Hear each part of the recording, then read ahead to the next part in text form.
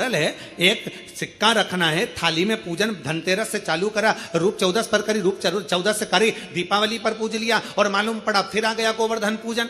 दीपावली का दूसरा दिन, खजाने का दिन, पड़वा का दिन, उस दिन फिर पूजन का विधान। तो हमारा शास्त्र कहता है दूसरे दिन जब पूजन करो, पाटा जैसा कि लगा रहने दो, जैसा कपड़ा बिछा रहने दो, जैसी थाली रखी वैसे रखे रहने दो।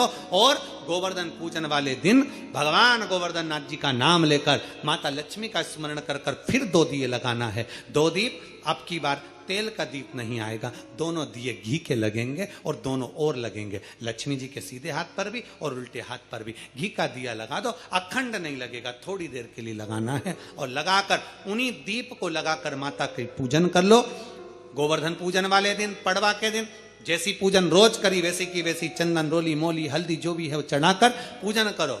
केवल एक कमलगट्टा, एक हल्दी की गठान और एक कमरबेल का टुकड़ा समर्पित कर कर भाव से प्रेम से भोग लगाकर आरती कर लो। वही 2 दिए से जो रखे हैं उन्हीं 2 दिए से आरती कर लीजिए और माता को प्रार्थना कर कर अपने घर में रखिए।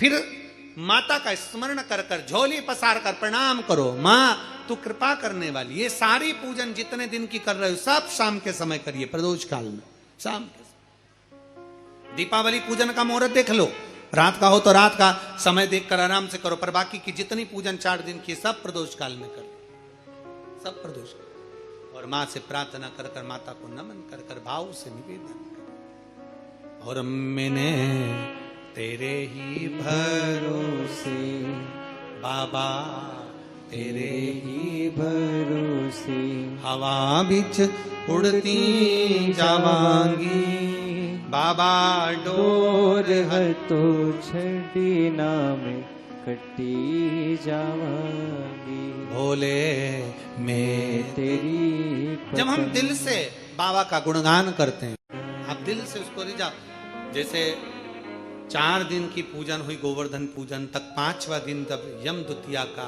आए, दूज का दिन रहे, उस दूज के दिन फिर वही जैसी की जैसी पूजन करते आए हो, जल का वही स्थान, जल का छींटा, चंदन, रोली, मोली, हल्दी और घी के 2 दीप जो लगाए हैं, दोनों दीप वहीं पर सीधे हाथ उल्टे हाथ पर। और कोई कमल गट्टा नहीं चढ़ेगा, कोई हल्दी की गठान नहीं, कोई अमरबेल का टुकड़ा नहीं, जो चढ़ा हुआ है उसी का स्पर्श कर कर वापिस चढ़ा देना है, वही की वही भोग लगा देना है।